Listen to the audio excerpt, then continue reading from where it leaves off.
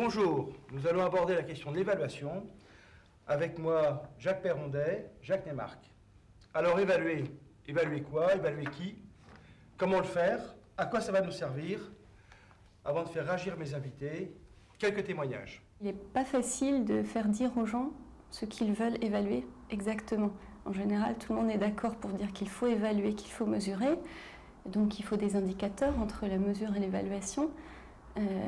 De là à avoir une vue précise de ce qu'ils veulent, c'est une tâche en tout cas que moi je trouve relativement difficile. Il y a plein de choses, ça peut être la satisfaction de tous les acteurs, aussi bien externes qu'internes, donc apprenants, financeurs, commanditaires, mais aussi en interne, ça peut être les formateurs, les concepteurs de produits pédagogiques, etc. Bon.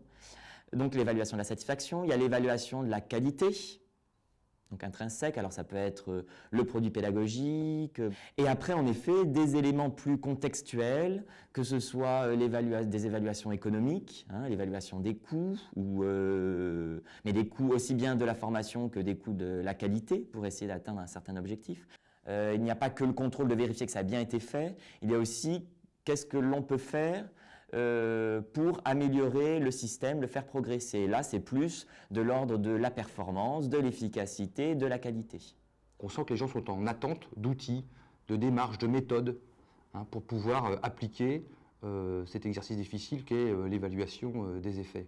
Et puis s'accorder sur une terminologie, une sorte de lexique commun qui permette à tout le monde de s'entendre et de mettre les mêmes choses derrière les mêmes mots. Après ces témoignages, Jacques, on s'aperçoit que la question de l'évaluation est plutôt plurielle, non? Oui, bien sûr, oui. Bon, il y a de façon classique, comme pour la formation, l'évaluation de la satisfaction, celle de l'apprenant, celle du commanditaire. Est-ce qu'on va casser moins de machines, vendre plus de produits, ou avoir moins d'accidents de travail? Il y a une évaluation des coûts, et une évaluation du dispositif, alors là, selon différents critères. Est-ce que c'est un dispositif résistant?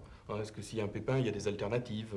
Est-ce que c'est un dispositif rigoureux, qui est bien référencé, donc qui va pouvoir être pris en main par des gens qui vont arriver successivement dans le dispositif? Voilà, donc ça, il n'y a pas d'évaluation, il y a des évaluations, et il faut savoir ce qu'on veut. Mais ça a été bien traduit dans les témoignages. D'accord. Jacques, alors le processus d'évaluation là dans le référentiel, facile, difficile à rédiger? Eh bien, difficile.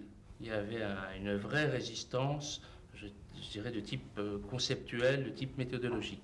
Avec un constat clair, c'est que c'est un domaine où on est plus royaliste que le roi en matière d'évaluation de la FOAD. Et je ne serais pas loin de penser que quelquefois, c'est un prétexte pour éluder ou pour éviter de se jeter à l'eau.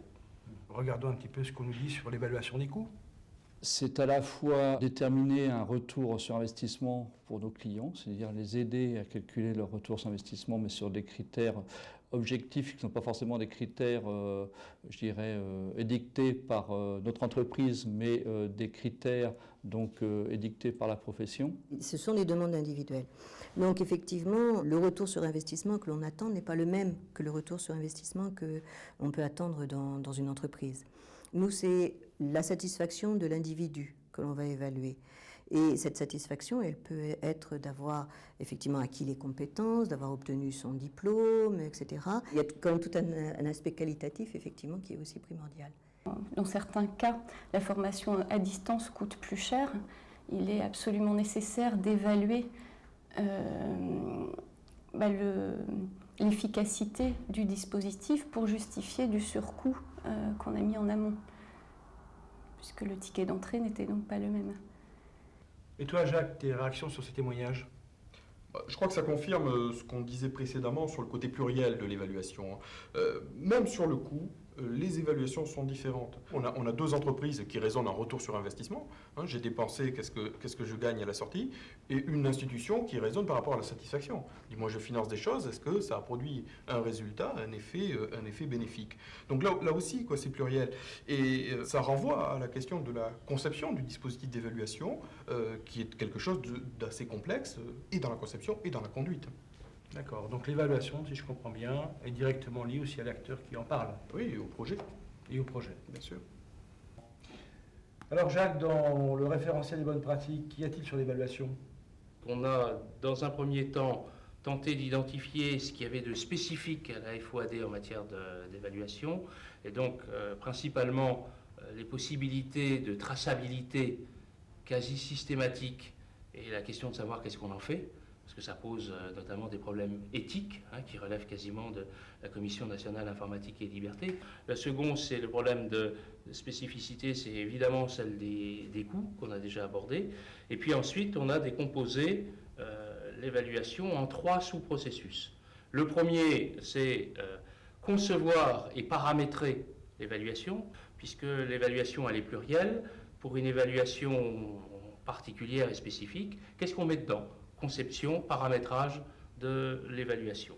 Le second sous-processus, c'était recueillir les informations et analyser les données. Alors là, on a eu un petit peu plus de mal, parce qu'on est resté dans une approche, je dirais, systémique. Recueillir les informations en matière d'analyse, de construction, d'instrumentation et de conduite. Donc c'est un peu redondant, c'est le côté systémique de l'approche évaluation. Et puis le troisième sous-processus, il est assez clair, c'est en quoi les indicateurs qu'on a recueillis permettent d'améliorer le dispositif dans ses différentes composantes telles qu'on les a définies précédemment. Donc sur ce thème de l'évaluation, je vous propose d'écouter un membre du comité de rédaction.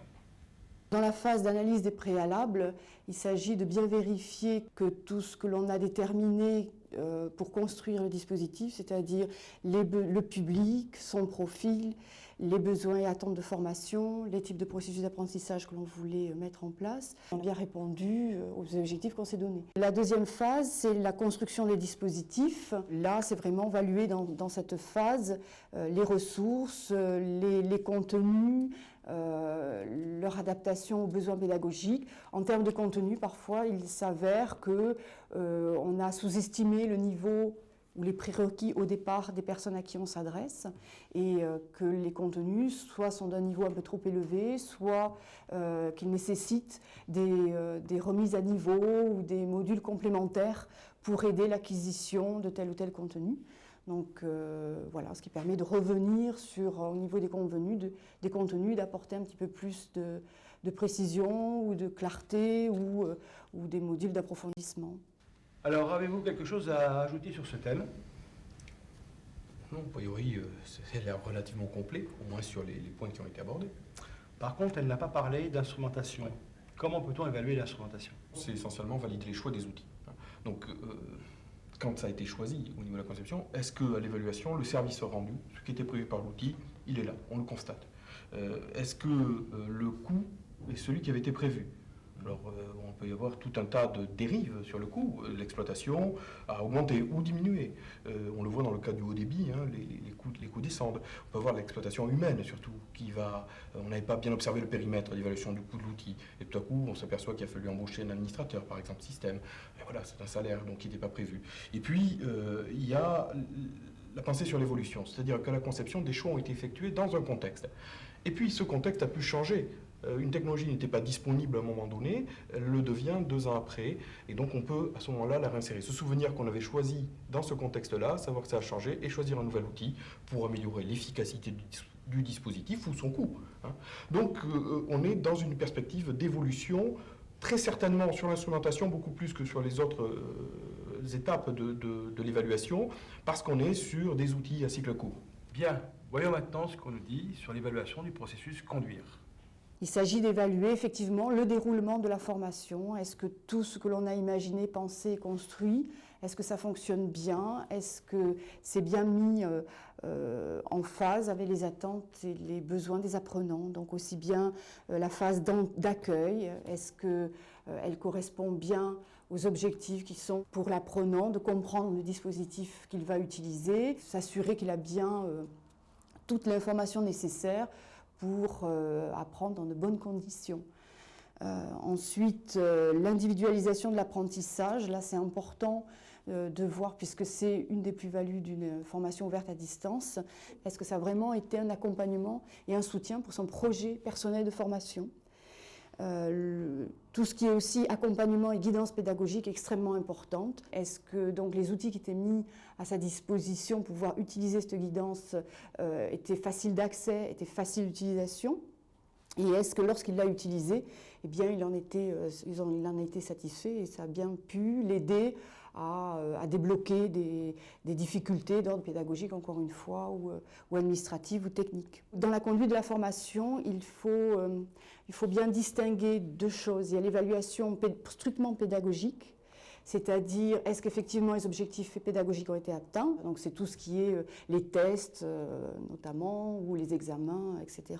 Il y a l'autre aspect qui est le niveau de satisfaction de l'apprenant par rapport à ce qu'on lui a proposé. Est-ce qu'il a ressenti une véritable aide et soutien dans son processus d'apprentissage? Est-ce qu'il s'est senti vraiment seul ou au contraire bien accompagné, bien soutenu? Est-ce que vraiment dans son projet de formation, le dispositif a répondu à ses attentes et à ses besoins? Moi, j'ai deux remarques. La première, c'est que, effectivement, avec tous les outils qu'on met dans ces dispositifs de formation ouverte à distance, on peut se donner bonne conscience, c'est-à-dire essayer de tout tracer. Et on accumule des paquets de données, et finalement, ça peut être même une des conditions dans la conception. Et finalement, on s'aperçoit qu'on ne s'en sert pas derrière. Donc, il faut faire le tri. Donc, souvent, il y a une surconsommation. Donc, c'est pour ça que dans l'évaluation, déjà, souvent, on diminue les critères et ce qu'on veut observer, il y a une requalification. La deuxième, c'est un petit peu la conséquence, c'est que dans l'évaluation, on va voir les erreurs. Il y a quelqu'un qui disait que tout objectif flou conduit inéluctablement à une erreur précise. Dans l'évaluation, on va trouver ces erreurs précises et on va remonter, on va voir qu'il y a eu des défauts au niveau de la conception. Et très souvent, ce sont des objectifs qui ont été un petit peu flous, sur lesquels on a été rapide. Et comme ça, il y a une boucle de rétroaction qui est importante. Et donc, c'est un des éléments nécessaires, mais enfin qui est bien mis en exergue dans le référentiel.